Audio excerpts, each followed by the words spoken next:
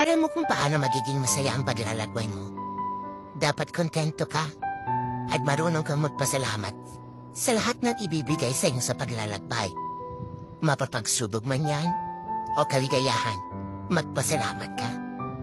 At syempre, sa paglalakbay mo, dapat alam mo kung sino ang isasama mo. Kasi ang dami-daming gustong sumama. Pero ang iba dyan, gusto lang talagang sumama para makita kang bumagsak at matumba habang ikaw ay naglalakbay. At pipilitin kang hihirain para hindi mo makuha ang gusto mo makamtan. At syempre, dapat sa paglalakbay, kahit anong mangyari, pipiliin at pipiliin mo pa rin maging masaya.